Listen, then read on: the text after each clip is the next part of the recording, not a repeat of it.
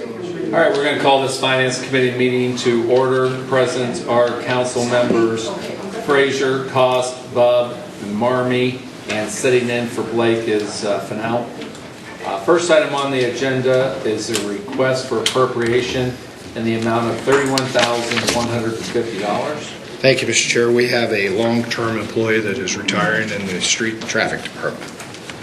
Motion. Second. I have a motion by Bub, second by Frazier. Any questions and or discussion? Seeing none, all those in favor signify by saying aye. Aye. Those opposed, same sign. The motion passes 5-0. Thank you. Next item on the agenda is a request for appropriation in the disappropriation, in the amount of $34,400. This funding request was for the purchase of playground equipment at North Street Park. We had asked the auditor to front the OPT funds, and you passed that. But we were able to get our CDBG funds in before the vendor submitted his invoice. So we're asking that it be returned to OPT. Okay. Motion. Second. Motion by Frazier, second by Bub. Any questions and or discussion? Seeing none, all those in favor signify by saying aye. Aye. Those opposed, same sign. And the motion passes 5-0. And then we have the request for the appropriation for the same amount. I'll entertain a motion. Motion. Second. Motion by Frazier, second by Bub. Any questions and or discussion? Yes, Mr. Frazier. I just want to thank you for all the work that you've done on this and following up with everybody, and you've just done a great job tracking the project. Oh, well, thank you, Mark. I've got an update. I went out there today to see what was going on, and the cupola will be put on tomorrow, and the rest of the metal on the roof. So that leaves street department will be coming in hopefully this week to do the paving, and then Parks will put in the benches and the 2 trash cans that were there before, and then the straw and seated. So then it should be done. Thank you so much. Sure. Any other? Yes, ma'am. Should I go up there? You're fine. Okay. I also wanted to thank you. I think this project, having local parks, is such an important thing to do in terms of creating a sense of community. I think, are we also working on maintaining these projects? Because I noticed that some of the other parks do need some updating in terms Well, of maintenance. the service department maintains the parks, and whenever we have an opportunity to get a grant, we do try that. I mean, the North Street Parks, the collaboration with the Division of Parks, Dave Rhodes, Department of Development, and as far as the maintenance go, that comes under the service department, Parks, and they do the best they can. One thing a lot of people don't realize, Parks has a very tiny staff, and so they're constantly running around the city trying to clean things up. My husband and I have participated. Yeah. So that's a valid concern. I mean, once they're fixed up, you do want to maintain, but It can be a danger, well. Yeah, absolutely. but it's a great start. Yeah, most definitely. Thank you. Any other discussion or questions? Seeing none, all those in favor signify by saying aye. Aye. Those opposed, same sign. Motion passes 5-0. Next item on the agenda is a request for appropriation in the amount of $6,310. This is the first installment for our new traffic grants, which follow the federal schedule. We've got overtime enforcement this month for Halloween, and we will be doing enforcement over Thanksgiving holidays and the Christmas holidays. So we have to have our funding in place so we can pay the overtime. Motion. Second. Motion by Bub, second by Frazier. Any questions and or discussion?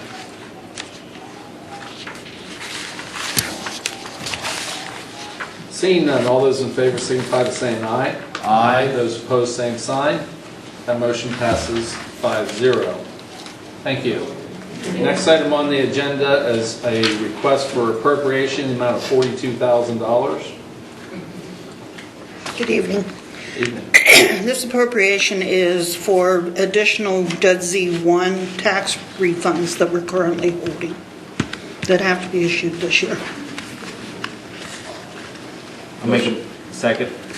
Motion by Bub, second by Frazier. Any questions and or discussion? Mr. Frazier. Was there a timeline associated for this? We have 90 days. Okay. Any other questions or discussion? Seeing none, all those in favor signify by saying aye. Aye. Aye. Those opposed, same sign. That motion passes 5-0. And then another appropriation in the amount of $96,269.69. And this is for the third quarter distribution from the Judge 2, which is done quarterly. Motion? Second. Motion by Frazier, second by Cost. Questions and or discussion? Seeing none, all those in favor signify by saying aye. Aye. Those opposed, same sign. That motion passes 5-0. And then a motion for disappropriation in the amount of $18,000. We would like to take money out of the overtime budget to place it into our postage account and computer hardware accounts.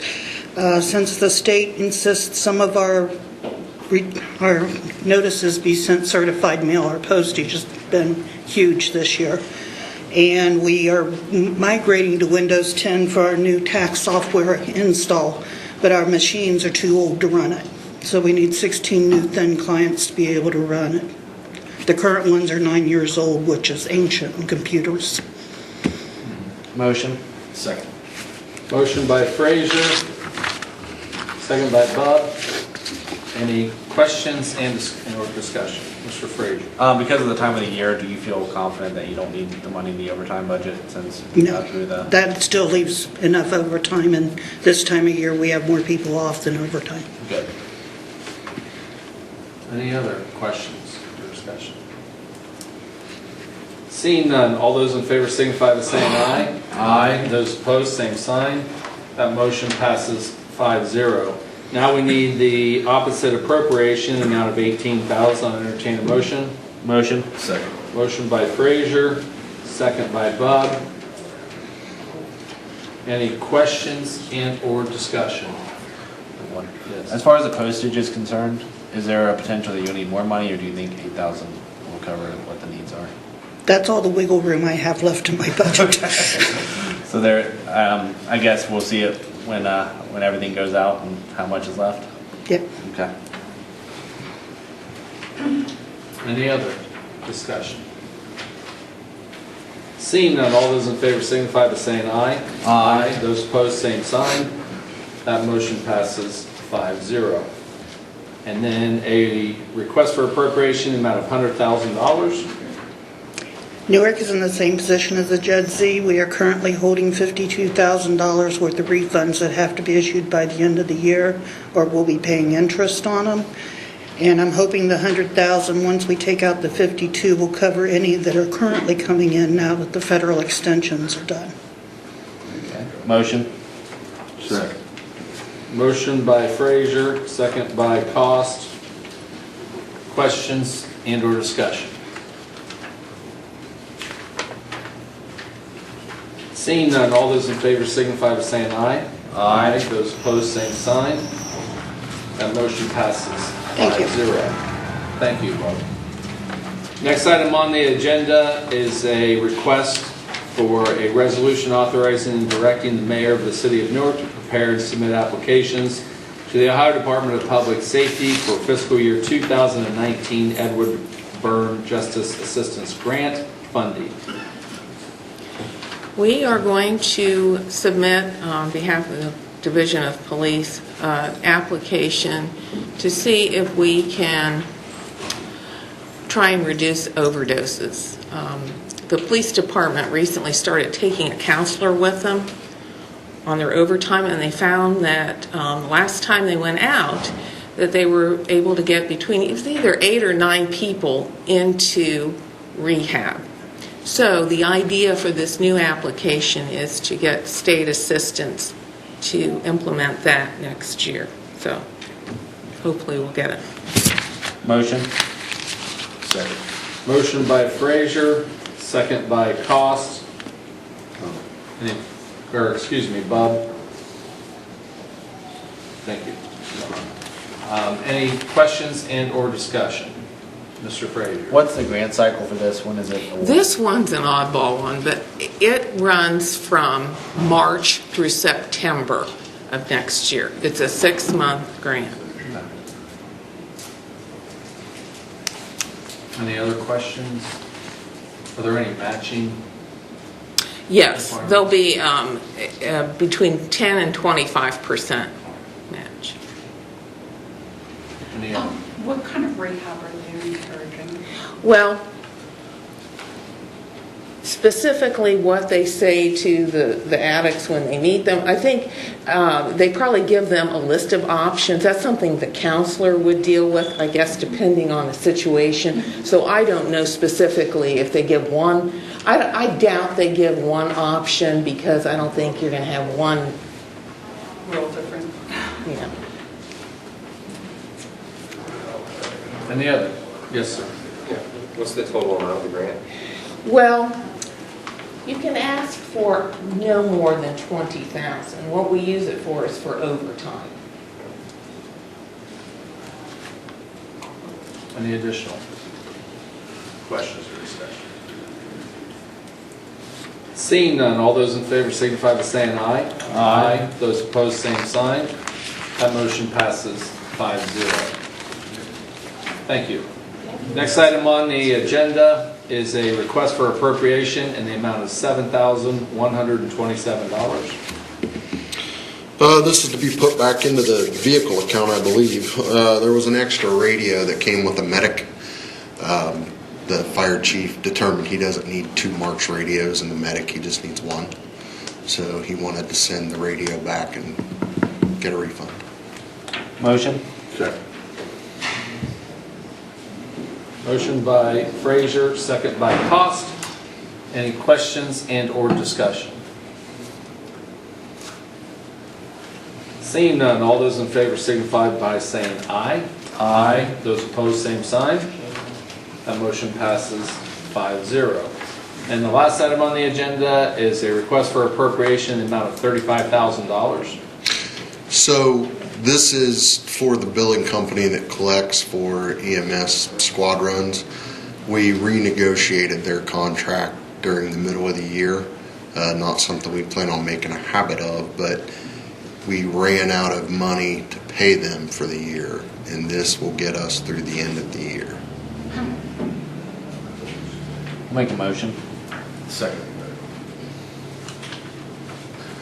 Motion by Frazier, second by Bub. Questions or discussion? Mr. Frazier. So how does the process work with? So they get paid per call, per run. They haven't had a raise in I believe it's 8 years since we contracted them. So they've done a good job for us, and we felt that when they asked, we felt they were deserving of an increase. So I believe the cost went from, I believe it went up $5 per run, which brought us kind of in at least the ballpark of the other 10 plus agencies that use this company. So what was the effective date of that change? I would have to look at the contract. May or June, but don't hold me to that. I can get you a copy. Dave's got the copy, but it was midway through the year. Okay, so probably maybe a combination of increased runs or collections. Well, increased collections and the fact that they get more per run, which got us to October but didn't get us the rest of the way through the year. And the 35 is prior to, in December, all the money went into one pot and the auditor's office paid the bills so that they could do the budget because they were deep in the budget. As of now, you're paying your own bills through the end of the year. So this gets us, so that I don't have to come back to you. I will guarantee this gets us through the end of the year. And we'll be able to just budget the difference in next year. Correct. This won't happen again. Like I said, we'll budget the correct amount. Yes. How long is the contract good for? With?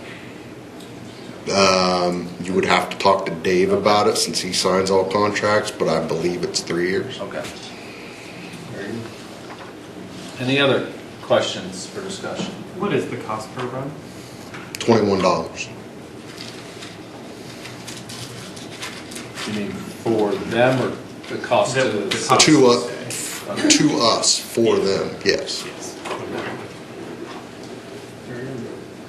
Any additional? Seeing none, all those in favor signify by saying aye. Aye. Those opposed, same sign. That motion passes 5-0. Thank you. Thank you very much.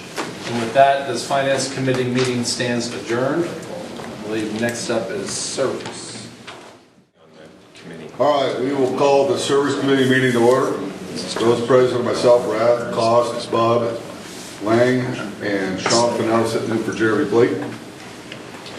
And we're going to have a presentation by Aaron Dagris, that's all right. Dagris, thank you, from the U.S. Department of Commerce Census Bureau.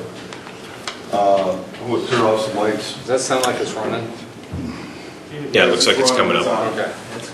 Wait, get some lights here.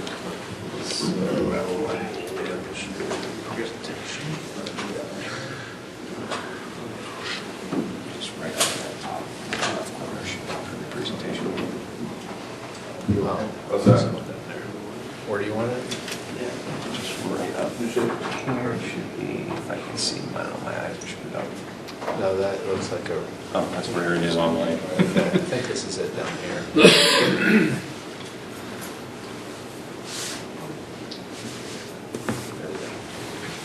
All right. Thank you. All right, we're working.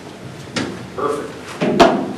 So thank you all very much, by the way, for having me today. Let me start by introducing myself. My name is Aaron James Dagris. I am a partnership specialist with the United States Census Bureau. I cover 6 counties for the Bureau directly, which is Fairfield, Licking, Athens, Hocking, Meigs, and Perry counties. I basically tell people all the time I cover from Utica to West Virginia.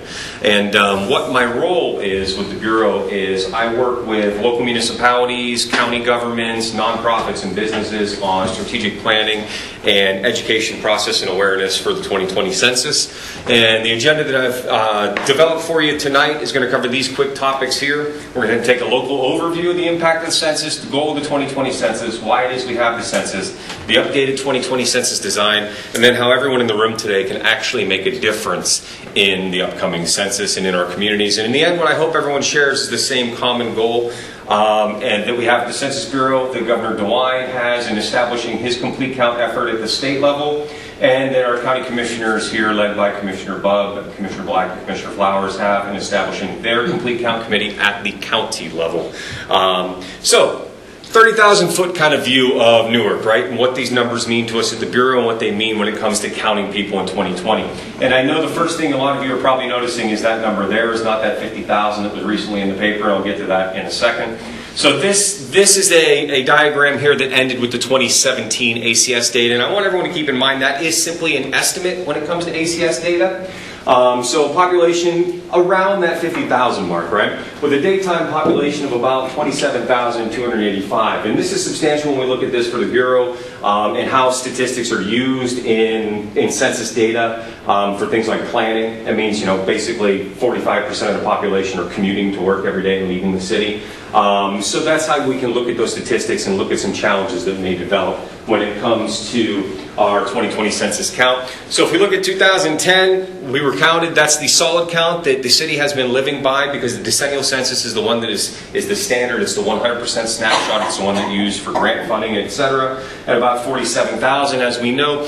That estimate that came in was just over 50,000. If that estimate holds true and we get an accurate count in the city of Newark, Newark will be one of the only cities in the Midwest, if not the only city in the Midwest, to surpass that 50,000 mark in this upcoming census. And as you can tell, that's some substantial growth there. But making sure everyone gets counted plays a big role in making sure that those numbers come to fruition.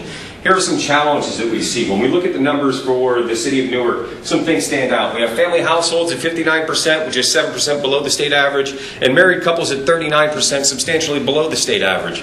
When we see those two next to each other at the Bureau, it tells us that we have some issues here. We're talking about family households that don't look traditionally like the family household setting, right? So we're talking about shared custody situations. And this stands out to us in these scenarios because children are one of our hardest to count populations.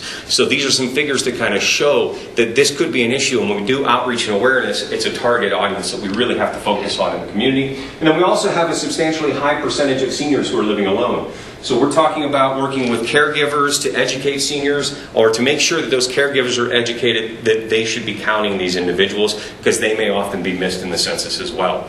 Some other statistics to take a look at here. If we look at poverty level, so 33%, 41% above the state average of individuals living within poverty in the city of Newark. And that's substantial, because what we found is individuals living in poverty are less likely to respond to the census. They're more worried about their day-to-day than they are filling out a form from the federal government, which means they oftentimes get missed. And that coincides with this number here when it comes to rental properties. So 45% rental. And as we'll take a look at in a minute, we're going to see substantial pockets of the city of Newark and census tracts and census blocks that are almost 70% rentals. And rental properties also are very difficult to count communities where people often do not respond to their census forms for a lot of reasons. One could be distrust in government, or distrust in where that information goes. For example, an individual living in a rental property that has, a lease that says they have only 3 occupants that are allowed to reside in that property, suddenly they have 6, and that form comes, and they're afraid to fill it out. They either don't fill it out at all, or they underreport because they're worried that information can get back to a landlord. It's very important part of this process and the education awareness that we do not share any of that data with anyone. And that can be essential in getting that messaging out there to make sure that these types of individuals respond in that upcoming census. So this is a tool here called the Response Outreach Area Mapper. This is a tool we use at the Census Bureau to find these hard to count populations and breaks things down by the census tract. So let me zoom in here a little bit and apply some numbers to you. These are low response score numbers that this uses. The darker, the worse off in this image. And these are percentage of individuals we expect at the Bureau not to self-respond to the upcoming census. So in some of these census tracts and blocks, we're talking about almost 23% of individuals in that census tract and block that are not likely to respond to the upcoming census. If we have an undercount that substantially, that directly impacts funding across the bottom line for not just the city, but for all the services that individuals should be qualifying for. And we'll talk more about that. But this corridor here where we see this highest count actually coincides with rental properties, where over all those census tracts and blocks combined there, rental properties above 55% in that area, right? So it once again starts to highlight some of these issues. When we look at the census tract here, our best reporting, which kind of starts to border that Granville area, we're talking about 10% rental rate. So big difference, right? So that shows you some of the challenges that are out there when it comes to this type of getting a response. And these are areas that we would want to focus on as a city in making sure these areas respond to the census. Now on this map here, what we're looking at is actual response rates from 2010. And once again, it coincides directly with those same areas here where we have low response scores, right? So according to all the statistics we compiled at the Census Bureau, those are the response rates for those specific census tracts in the 2010 census. And as you all know, counting 80% is not substantial, right? We need to count 100% of people. Every single person needs to be counted. So we really have some issues here, and we really need to do some outreach to make sure that we educate the population to get that full response. So now, let's take a look at some funding. How does this impact our funding? As you can tell over there on the right-hand side, Newark City School District alone in 2019 received just over $4 million for Title I through Title VI funding. That's the Elementary and Secondary Education Act funding. The City of Newark alone for the CDBG grants, according to 2018's reports that are online, received over $750,000. That's just in single years alone, let alone projected over a decade, which is what these census results will do. Then we look at all sorts of different things, right? We're talking about a federal grant to reduce overdose deaths.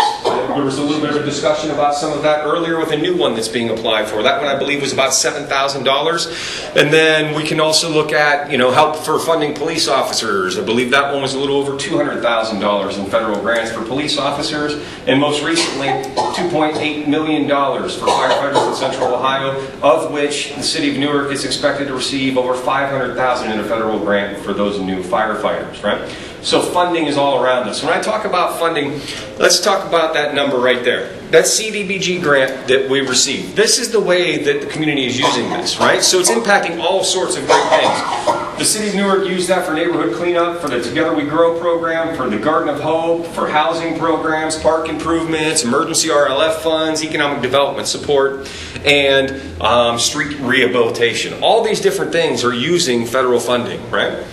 So when we talk about federal funding, we're talking about programs like Medicaid access determined based off of that census data. FEMA for disaster relief, Head Start programs, Medicare Part B access, National School Lunch Program. Believe it or not, that is the #1 call we get at the Census Bureau is from school superintendents who say, you know what, your numbers are wrong. We should have more students qualifying for free or reduced lunches.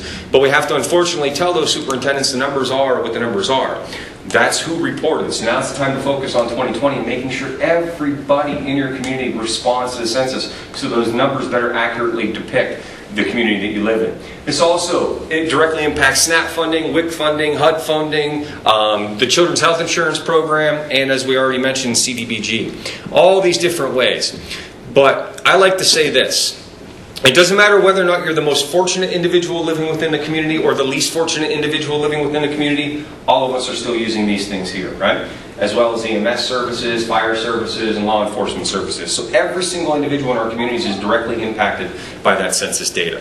So our goal in 2020 is to count everyone once, only once, and in the right place, and I hope the city of Newark shares in that goal as I talked about earlier. But why do we have that census? Well, it's mandated under the Constitution. Article 1, Section 2 of the United States Constitution mandates a manual enumeration of the population every 10 years. Now things have changed over time. Our first census was in 1790, and in 1790 the first census was conducted under the auspice of Thomas Jefferson. It was actually done on horseback by federal marshals. Good news for me, I did not have to ride a horse to get here today. Right? So much like the horse thing, we have also transitioned using technology to make some advancements. And in 1970 was the first time we used the mail-in form, which is what a lot of people think of when they think about the census. And in 1990, that was the first time we allowed telephone response. And in 2020, we have a big change where we will have online self-response for the first time. We will be pushing people to respond online for the first time in the history of the census. And we're going to be able to get live feedback to work with partners in cities and municipalities to target areas that may not be responding because we're going to get that live feedback. Now, mind you, that poses some challenges for individuals who do not have internet access, mainly in more rural communities when we're talking about access to broadband across the state of Ohio, but even here when we're talking about poverty and access to the internet. The availability to respond via phone will still be available in that first invite that the census will send that I'll talk about a little bit more. And you can also still request to mail in a form at a later date. So, what do we use this data for? I've talked a little bit about the funding, but the first thing mandated in the Constitution was apportionment, right? How many representatives do we have in Washington, D.C.? The map that I have up there is the results after the 2010 census. States in orange lost representatives to D.C., states in gray stayed the same, and states in blue gained representatives to D.C. As you can tell, Ohio is in orange. We went from 18 down to that number that is up there, and that is 16. So getting a complete and accurate count directly impacts our representation in D.C. as well, which ties directly into the next one, redistricting. How do we draw those boundaries? Not just at the federal congressional level, but also for state house and state senate, as well as local municipal wards are drawn using census tract and census block data, including things like school district boundaries are drawn using this data. So having that accurate count really makes a difference. And as I talked about earlier, we talked about a lot of different ways of funding, but it's over $675 billion in annual federal funding that makes its way back to municipalities. And that's just federal funding. Any of you who have ever applied for a grant from a philanthropic organization, the first questions they ask are also census-based data. So billions of other dollars through philanthropic organizations are determined based off of that data as well. So having that most accurate data possible is essential. And then obviously planning. I talked a little bit earlier about, the difference between the daytime population and the overall population here in the city of Newark, right? That's going to obviously put some stress on roads, bridges, etc., right? So this is used in city planning all the time. It's used in business planning. If a business is looking at opening up a manufacturing facility or even a restaurant, they want to know, do they have the workforce available to do those jobs, right? Do they have an educated workforce available to do whatever those jobs may be? And if I'm opening up a restaurant in town, I want to know how many people are traveling those streets. And that's why we ask them the questions that we do at the census and how that data can be used in planning. So in 2020, we have a new census design. The first thing we had to do was establish where we were going to count. This started in January of this year, where we sent our data lists, our databases out to municipalities for the first time publicly, and this was handled actually at the county level, where they went in and verified new developments, things had been torn down, sent that back to us with any possible appeals or questions that they had. That was called our LUCA operation, or our local update of census addresses. We took that, we compared it with the United States Postal Service, and then in August we sent people into the field. Some of you may have encountered questions about this or seen them in neighborhoods. August 4th through October 18th, we had personnel in the field re-verifying those addresses to make sure we have the most accurate database possible as we look towards 2020. Then the next step is really motivating people to respond in 2020. This involves educating the population as to what's in it for me aspect. Why in the world should I even respond to that census? And hopefully in doing so, raising attitudes and awareness about the importance of that census, and in the end, reaching that goal that we have of making sure we get everyone counted. After that, we actually have to count them, right? So, 95% of the population will receive an invitation to respond, and in your folders on the left-hand side, the last page there, you don't have to pull it out now if you don't want to. It's going to talk in depth a lot more about this specific program, how it's going to happen. March 12th, people will receive an invitation to respond via mail. They will get an invitation right in their mailbox if they receive mail at their physical address. 95% of the country does. They'll then be asked to go online and respond, or to pick up the phone and respond. After that, or the remaining 5% will actually have their invitations hand-delivered. And these are individuals who do not receive mail at their physical address. So communities that only receive mail at a post office box, they will have a census enumerator come to their door and hand-deliver, because we do not deliver census materials to post office boxes. And then, less than 1% of the population will actually be counted in person by census enumerators. And you will see this happen here in the city of Newark, because this includes things like on-campus housing for OSU Newark, hospice facilities, no like federal prison here in Newark, but federal prisons are counted this way as well, but also the homeless count. We will do a homeless count 3 days at the end of March, where we will send census enumerators into the field to count homeless where they are receiving services, where they're in camp, or where they're at a shelter. And when I say in camp, that could be in the middle of the woods, it could be under a bridge. As long as individuals are sharing that information with the Census Bureau, we can go and send people to those locations to make sure we get a complete and accurate count. After that, we have to release the results. We have to release the results to the President no later than December 31st. Of 2020, and the President in turn must release those results to Congress no later than March 31st of 2021. And I want to be clear when I say release results, because we take this very serious at the Census Bureau. We do not release any personally identifiable information. No data we collect can be traced back to a specific person or specific residence. What we share is statistical information only. We actually take a lifetime oath at the Census Bureau as census employees to uphold and protect your personally identifiable information that is punishable by up to $250,000 in fines and 5 years of imprisonment for each and every violation. And I don't have that kind of time or money in my life, so I know I'm not violating it, right? As a matter of fact, we take it so seriously, I can't share anyone's personally identifiable information with anyone I come in contact with working for the Census Bureau in that same area unless they have a definitive need to know. This means we cannot share that information with local law enforcement, with county law enforcement, with the FBI, with ICE, with any other government entity at all, or landlords when we go back to that whole rental question earlier, right? So how can everyone in this room make a difference? Well, there's a lot of different ways. The first way is make sure we get everyone counted. These 7 categories right here are our hardest to count populations at the Census Bureau. Children under 5, 18 to 24-year-olds, veterans, non-English speaking individuals, immigrants, people with disabilities, and senior citizens. Children under 5, believe it or not, is our hardest to count population with the United States Census Bureau. On average, we have an undercount of about 0.7% by demographic. When it comes to children under the age of 5, we're talking about 5% undercount.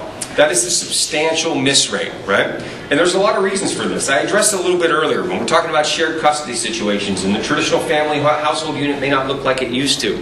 So we've worked on different ways to try and combat this at the Bureau, but we can't do it alone. One of the things we changed is we included words like grandchildren and grandparents in the census form this time around, because we feel there were a lot of grandparents raising their grandchildren who did not know they should be counted at their residence. But we're talking about major challenges here, and it comes to educating the population to make a difference. We all are seeing the impact of the opioid crisis, and nobody more so than these children under the age of 5. Sometimes we're talking about a situation where the individual who is taking care of that child, who that child is residing with, may not have legal custody of that child. And when that form comes, they're afraid to even mention that that child is there. And it goes back to raising awareness that all of that information is secure and it is safe, and that child needs to be counted. Because here's what happens. If we miss a 4-year-old girl here in Newark, Ohio, in this 2020 census, the next time that 4-year-old girl will have an opportunity to be counted, it'll be 2030. Right? That 4-year-old girl is now 14 or 15. She's now a freshman or a sophomore in high school. And the next time the programs will be properly funded for that girl, we're talking 2031. So all the programs that she should have had access to, that should have been properly funded, like the school nutrition program, free and reduced lunches, Head Start, WIC, SNAP, all sorts of other programs went improperly funded because that child was missed. That's the importance of making sure we get every single person counted. I oftentimes get questions about 18 and 24-year-olds. Why are they hard to count? Well, they're a migrant population, right? We're talking about people who just graduated high school, maybe heading out for their first jobs, moving out from home for the first time, might move from 3 or 4 places during that time period. It's the first time they would ever come in contact in their adult life with the census to begin with, right? Or they're heading off to college, right? So oftentimes 18 to 24-year-olds are missed. This category, I like to say that this triangle here kind of has a lot of overlap. Because we oftentimes deal with veterans who are suffering from disabilities and happen to be senior citizens, right? Educating these populations is the importance of the census, making sure we get that word out, really can make a difference in whether or not we get a complete and accurate count here in Newark. So how can we work together to make that difference? Here's some ways. The first is simply, it started today. Having me come address council today is the first step. Anyone in this room who may be interested in having a specific presentation given to any organization that they are a part of, by all means, reach out to me directly. Everyone on council has my cards within those folders that I provided today, and I'll put my information up here on the screen for everyone else in just a second. But any conferences, any events, having the Census Bureau present at those can help make that difference. Introducing the Census Bureau to community networks to help spread that message can also be key. Helping spread the message through things like social media, websites, newsletters, billings, all sorts of different ways to become an official partner here. And what we found at the Bureau, and what I found in the 6 counties I cover, is almost every single municipality I've spoken to has said, we are going to put census messaging in our water bills after January 1st. So it can be a simple little census logo that says, hey, remember the census is coming, or the week of March 12th, make sure you respond to your census to help raise that awareness. The next one up here is what the county commissioners have done and what we encourage every single municipality to do, and that is to form a complete count committee of elected officials or community leaders within the municipality to help reach those hard to count populations, and I'll talk a little bit more about that in a moment. But there's a big impact here, and I want to mention something real fast on this. I get asked all the time, if the county commissioners are doing it and Governor DeWine is doing it, why in the world would we do it? First of all, let me say I do work for the federal government, so I love redundancy. Once we get that out of the way, redundancy is key when it comes to education, right? We want people to get this messaging where they work, where they sleep, where they play, where they eat, right? That's the way to get people educated to respond to the 2020 census. And what we learn, the further and further we go down on these levels, are things that we're going to miss at a county level or a state level. Like Meatloaf Mondays in Johnstown, right? At the Village Diner up there. Or, you know, Sally has everybody together at her house on Sunday for bridge, and there's like 45 people who show up for this thing, right? That's the type of information we're not going to get at the county level or at the state level. And those are the types of groups we need to talk to help spread that message and awareness. That's why we encourage every single municipality, whether you are, 2 million strong, or you are a village of 80, to establish a complete count committee and to work directly with the Bureau in that partnership, because we can also directly relay messages to our complete count committees to help them get a complete and accurate count in 2020. Another way to help partner is to promote census jobs within the community. This is the largest peacetime operation the federal government undertakes. We're hiring 500,000 people across the country. We like to hire locally. That means we train locally. These jobs pay anywhere from $12.50 to over $32.50 an hour, and they are part-time, full-time, and variable hours. Lots of different opportunities there for different individuals. To learn more, go to census.gov/jobs on that. And then sharing space with the Census Bureau. We ask any organization that partners with us if they have available space to share it. Because like I said, we hire locally, that means we train locally. So we will send someone to Newark to train census personnel who work in Newark. The library system has been a great partner with this, but we do also ask any partners who have the space available to let us know, and then we would request with advance notice to use those facilities. So, I talked about messaging and different ways we use messaging, especially through social media. I want to show you some examples of materials that are available for partners with the Census Bureau. We are constantly updating and developing materials to target specific audiences and specific groups. As you can tell, this flyer here, and all these are available digitally to you by end of day. I can get these to you. This one obviously here is targeting military families. We're looking at young children and the education sector here.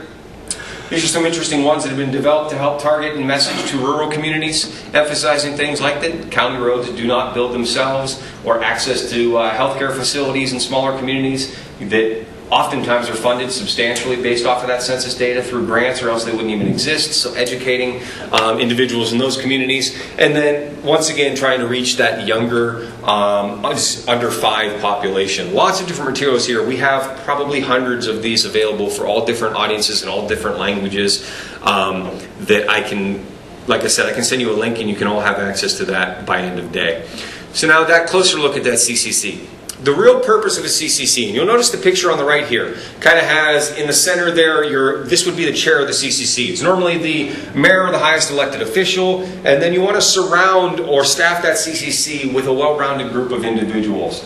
Representatives from school districts, from recovery, from Veterans Affairs, from senior citizen centers, all sorts of different things there that you want to have a nice well-rounded group to help reach those hard-to-count populations with the purpose of educating, encouraging, and engaging those hard-to-count communities to make sure that they respond in the 2020 census by utilizing the trusted voices within this room and the trusted voices on that committee to help spread that messaging. I also didn't mention it, but it's very important, and I'm not sure if it's up there, having a faith-based, yes it is, right there, faith-based member on that group. Because sometimes the only messaging some people are getting is Sunday at church, right? Or through their church communications and newsletters. So reaching out to those organizations, having them make a difference in that community is essential. So if the City of Newark was looking at moving forward with creating their own CCC, here are the steps that it would take. It would be first deciding on who that CCC chairperson is. Second, it would be passing a resolution or a proclamation establishing that CCC and that chairperson. I have samples of those from all the other municipalities I've been working with that I can share with you, and the county commissioners actually put together a unique one. Instead of calling it a complete count committee, it is the Licking County Census Complete Count Task Force. I like that aggressive gung-ho type nature that they put to that. And as of now, I believe it's the only task force in the nation, which is kind of nifty. I emphasize that a lot when I talk to my counterparts back in Philly and DC. Then after that, it would be appointing the members of that CCC, and then finally holding the mandated training. Now, every CCC, it does not matter if you are a village of 80 or New York City. Every CCC gets the exact same federally mandated training, so everybody gets that same messaging. Now that is 2.5 to 3 hours long. I always say to set aside 3 hours for that, and we understand that people are busy. We don't expect every single community leader to be able to make these things who serves on a CCC, but we do expect them to send a representative in their place to get that education and training. And then the final step there is actually making that difference in your community by making sure that everyone gets counted in 2020. So with that, this is all my information here. For anyone in the room who may want that information, there you go.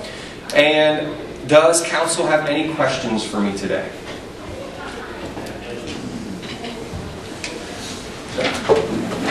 Any questions from any committee members? questions from the audience. If you could come up to the podium and give your name and address, please. Rochelle Bullen Smith, 237 Violet Court. I wanted to know, in terms of the homeless count, for instance, are you working with HUD No, this year? this is a completely separate count from the HUD count. This is a Okay. decennial count that's done every 10 years. We do not coordinate with HUD at all. We do not coordinate with any other government entity on these things. And what sort of questions are you asking? There are 9 simple basic questions. It is basically, and I'd have to double check the form because they just went final recently. They're all available on the website. There are some basic ethnicity questions, name, age. I thought they were foregoing the ethnicity. Not ethnicity. Ethnicity has always been a part. I think you're confusing that with the citizenship question that was up in the air. That will not be on the census form. It is 9 questions. It is takes less than 10 minutes to complete. Oh, I'll check the same. Thank you. Yes, absolutely. No, good question. Hi. Hello. Mark David Frazier, 20 West North Street, Newark, Ohio, 43055. The 33% poverty rate. So according to the ACS and the quick facts on the US Census, it says 20.5%. So is the difference between household and individual, or where's the No, difference? the difference is you're using the ACS, I'm using the decennial. So this That's is the 2010 difference. statistics, not the 2000. Because those are the ones that we're stuck with for the decade. ACSs are not 100% accurate. They are estimates only. Okay. Yes. So 33% as of 2010. Correct. And I'm assuming that's the same for all of the stats, it's like rental, and everything else, it's all based on 2010 numbers. Yes and no. Some were based off of the most recent ACS, because if I use the Rome application that I had talked about, when you actually go into census.gov/Rome, you can pull up that application and you can actually overlay any publicly available GIS data in there as well. Break those census tracts and blocks down. But if you click on those census tracts and blocks where it gives you those LRS scores, it will also break down the most recent ACS data. And in that ACS data, I was using those statistics there for the rentals, which is the most current on rentals, I believe, is 2017. I could be wrong. It could be 2018. What? I couldn't hear you. It may be 2017, because there's a difference between a 3-year and a 5-year ACS that they do different things on. You got a question? Stephen Smith, 237 Violet Court, Newark. I'm personally a retired federal employee myself, and in my professional life, I managed a proficiency test program for the Air Force. And I know that getting accurate data can be a real challenge. And it's sort of the joke is there's the 2 biggest lies are, I'm from the government, I'm here to help you, and we're happy to see you. I've also worked a little bit with the homeless population here in town. I think you will have a hard road to hoe to convince some of these people that their data is not going to be shared. Particularly when we're seeing some things happen on the executive level with the whistleblower situation and the attempts made to violate the privacy provisions on that. That's going to be in the news, and that's going to be something you're going to have a hard time working with. And I totally believe that you are serious and sincere, and the workers are serious and sincere about protecting this information. But I think that's going to be a big challenge.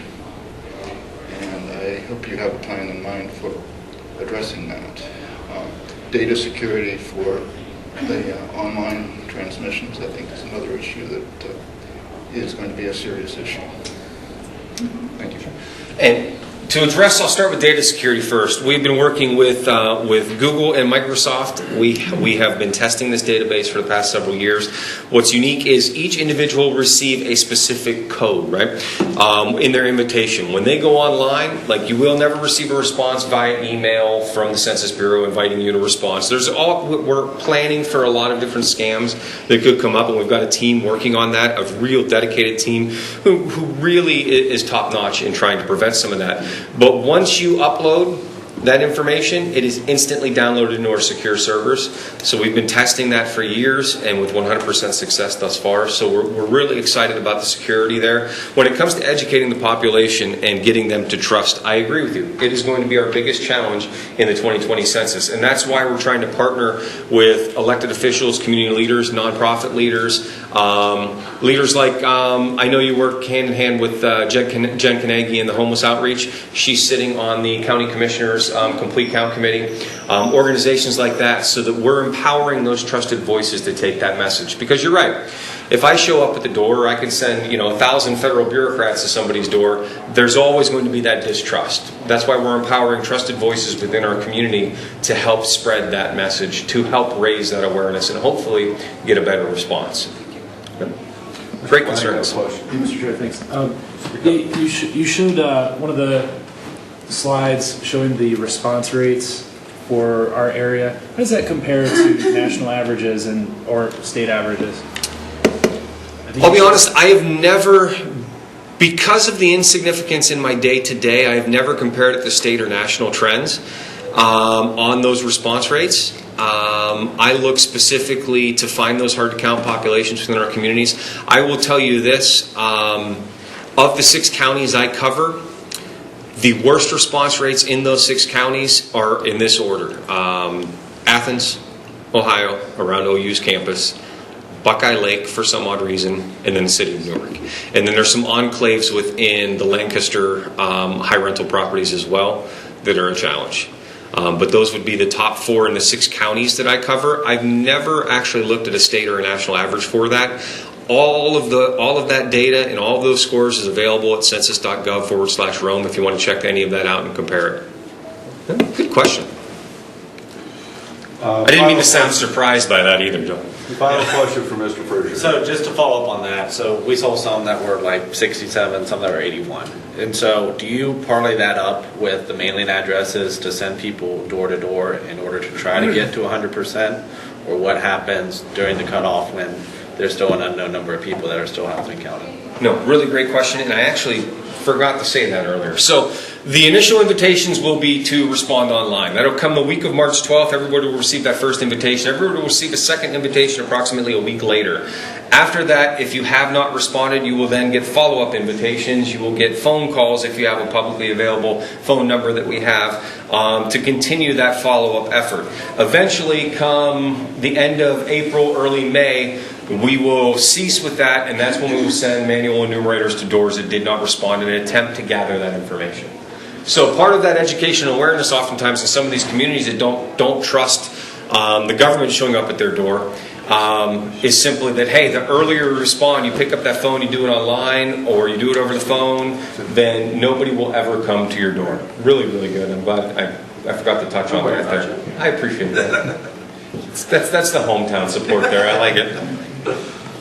All right, one final question from the committee. Thank you. Sorry, just one quick question. You mentioned the follow-up phone calls that might get asked or might get sent out. How do folks tell the difference between, because I'm sure there's scammers, right, that start calling people. How do folks tell the difference between a real phone call from the Census Bureau and a scammer? Sure. No, that's a phenomenal question. See, the one thing I recommend people do is do check out what those questions are that are going to be asked, and understand that the Census Bureau is never going to ask for your social security number. They're never going to ask for banking information. They're never going to ask about an email address. None of that stuff is ever going to be asked by the Census Bureau. And it really comes down to reaching out to those trusted voices again in the community like yourselves, educating you guys as to what's going to be undertook by the government, so that when those calls come in, when people in the community get those calls, the first calls they oftentimes make is to those people they trust and those elected officials in the community to ask whether or not something is legit. And that's where that partnership with the census becomes essential in getting that messaging out.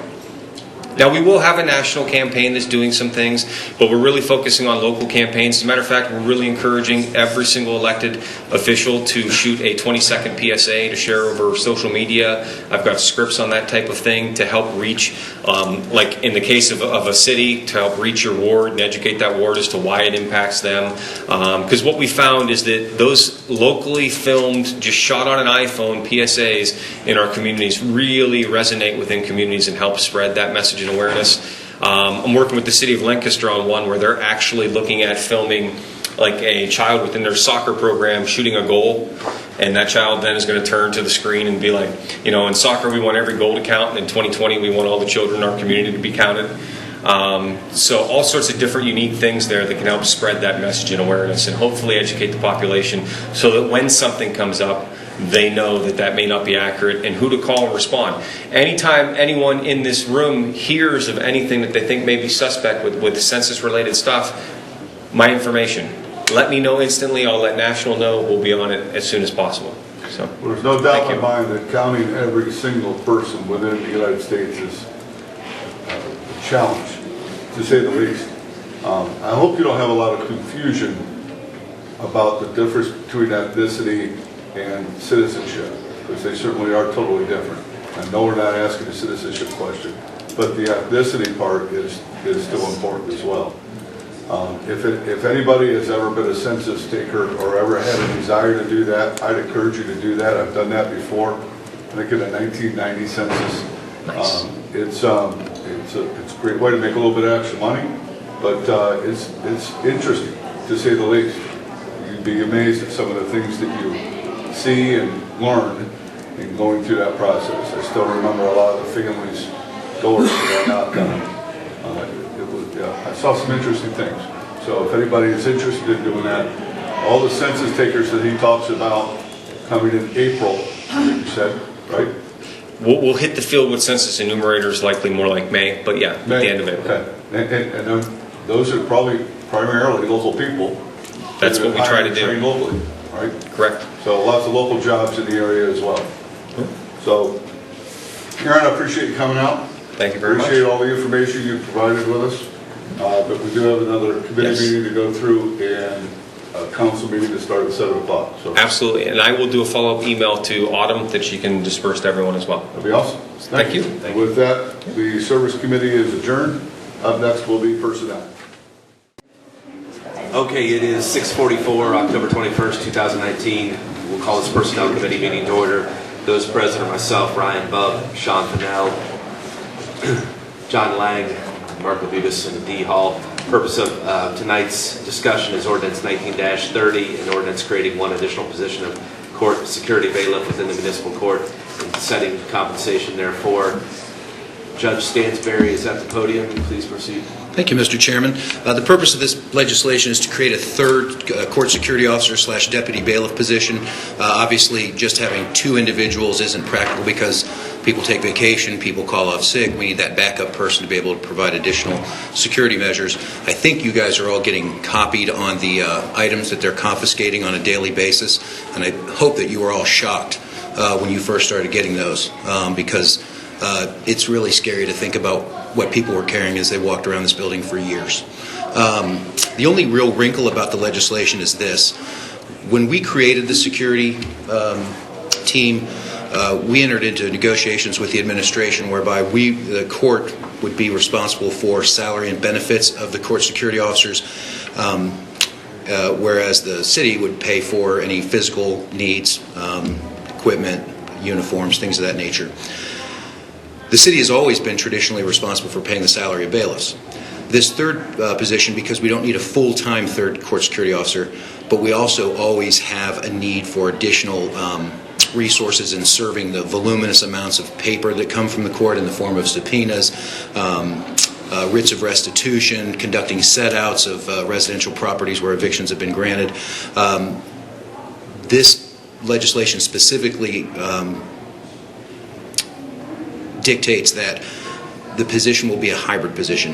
Half the responsibilities will be for security operations, half will be for bailiff duties, and after negotiating with the city, the legislation would provide that the court would be responsible for half of salary and benefits, and the city would be responsible for the other half, just to be split equally. I did speak with Director Rhodes and Director Baum in person. I provided a memorandum to the mayor as well as those two individuals as well, and they've agreed to the proposal as far as compensation is concerned, revenue sources. Thank you. Does anyone on this committee have any questions or concerns for Judge Stansberry? Mr. Lang? Yeah, thanks, Mr. Chair. So what's the total cost to the city for the position that we'd be funding? When you talk about the split? It'd be 50/50 as far as salary and benefits. I couldn't tell you off the top of my head what the total is, but the two existing court security officers, what their cost is, both salary and benefits, divided by 2, and that would be the city's responsibility. And the auditor's office can certainly give you that information as well. I'll follow. Thank you. That's all for me. Does anyone in the audience have any questions or concerns? Mr. Frazier? So when it comes to the delivering of the subpoenas today, how does that work with the current staff? Would they still be going out as well? And then is there coverage right now for when they have to go out in the field? Well, traditionally, for years and years and years, there were only 2 bailiffs. Each judge had a bailiff, and they were responsible for serving the subpoenas and legal papers. It was somewhat of a unique situation because most other municipal courts, the local police department or the county sheriff's office did that. For whatever reason, those responsibilities kind of devolved down upon among court personnel. Right now, we have my bailiff, Mr. Latella. We have Robert Boehm, who is another deputy bailiff, and we're actually cross-training the security officers, all 3 of them, to go out. So currently, with the personnel that we have, we're current on serving our papers and making sure that for criminal cases, witnesses are being subpoenaed in a timely fashion so that they can be advised that they have to show for court. The reason for this legislation is the most recent court security officer who has been hired is technically in the position of Judge Higgins' bailiff because Phil Rhodes, his longtime bailiff, resigned. And it only was up until now that I was able to discuss the proposal with the administration, because when that new judge comes in and starts their term on January the 1st, they're going to bring in their own bailiff that will take Ms. Kyle's position, and that's why I'm asking the council to create this new 3rd position so that obviously we can retain her services. Gotcha. Any other questions or comments? Seeing none, I will entertain a motion. Motion. Second. Okay. Motion on the floor by Fennell, second by Hall. Any further questions or comments? Seeing none, all those in favor of moving this on to the full council can signify by saying aye. Aye. Those opposed? Motion passes 5-0. Best wishes. Thank you, Mr. Chairman.